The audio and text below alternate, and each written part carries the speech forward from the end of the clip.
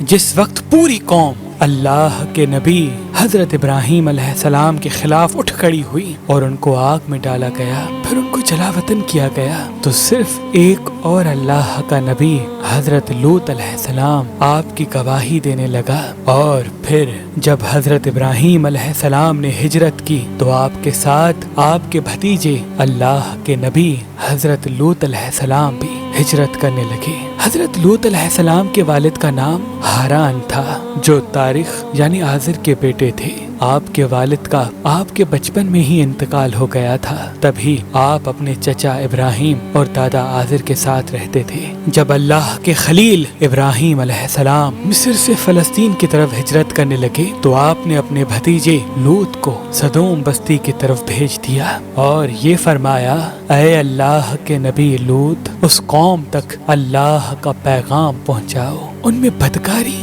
اور بے حیائی عام ہو چکی ہے، ان کی اصلاح کے لیے جاؤ اور وہاں رہنا شروع کر دو۔ تو یوں حضرت لوط علیہ السلام سدوم بستی کی طرف روانہ ہو گئے۔ یہ بحر مردار کے پاس ایک بستی تھی، تجارت کا مرکز اور مسافروں کے لیے آرام کی جگہ۔ وہ قوم کافر قوم تھی، وہ نئے نئے گناہ کے طریقے ایجاد کرتے اور فخر سے اس پہ عمل کرتے تھے۔ اس قوم میں ایسے بدترین گناہ موجود تھے جو ان سے پہلے اس زمین پہ کسی نے انجام نہیں دیے تھے۔ اللہ کے نبی حضرت لوط علیہ السلام اس قوم کے درمیان آ کے فرماتے ہیں، اے لوگو، اللہ سے ڈرو، تم ایسی بے حیائی کا ارتکاب کرتے ہو جو تم سے پہلے اس جہان میں کسی نے نہ کی۔ اپنی عورتوں کو چھوڑ کر مردوں سے اپنی حاجت پوری کرتے ہو۔ اگر تم گناہوں سے باز نہیں آئے تو ان قریب تم پہ عذاب برسے گا۔ وہ پوری قوم ہنستی رہی کہ یہ دیوانہ کہاں سے آیا ہے، ہم کسی عذاب کو نہیں مانتے، اگر تم واقعی سچے ہو تو دکھاؤ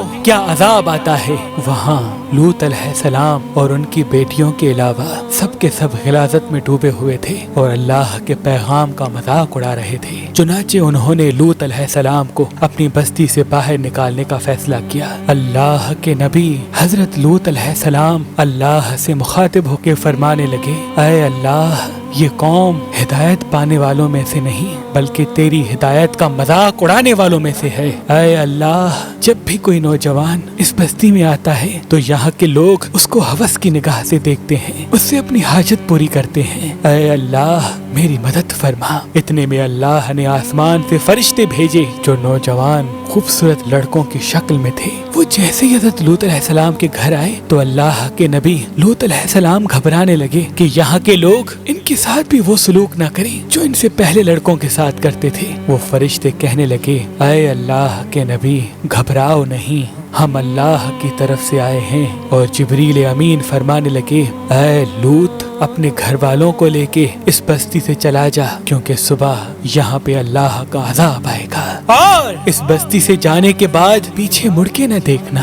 ہم تیرے پورے گھر کو اللہ کی پناہ میں رکھیں گے، بچا لیں گے، سوائے تمہاری بیوی کے، کیونکہ وہ پیچھے رہنے والوں میں سے ہوگی۔ افسوس، اللہ کے نبی لوط علیہ السلام کی بیوی نے جب ان لڑکوں کو دیکھا تو اس بستی کے لوگوں سے کہنے لگی کہ ہمارے گھر کچھ خوبصورت نوجوان آئے ہیں، کیا تم نے ان کو نہیں دیکھا؟ ان کا حسن ایسا ہے جیسا تم لوگوں نے پہلے کبھی نہیں پایا ہوگا۔ اتنے میں بستی کے کچھ لوگ حضرت لوط علیہ السلام کے گھر پہنچتے ہیں۔ حضرت جبریل امین ان کو ایسی ضرب لگاتے ہیں کہ وہ تمام کے تمام اوندھے ہو گئے۔ وہ سب واپس جانے لگے اور زور زور سے دھمکیاں دینے لگے کہ اے لوط، ہم تم سے کل نپٹ لیں گے۔ تو بس جیسے ہی لوط علیہ السلام اپنے گھر والوں کے ساتھ اس بستی سے باہر نکلتے ہیں تو جبریل امین اس بستی کو کھیڑ کر آسمانوں کی طرف بلند کرتا ہے اور پھر زمین کی طرف دے مارتا ہے اور آسمانوں سے اللہ کا عذاب برسنے لگتا ہے۔ آسمانوں سے پتھر اور آگ ایسے برستی ہے کہ وہ ایک ایک انسان چیخ اٹھتا ہے۔ ان کی چیخیں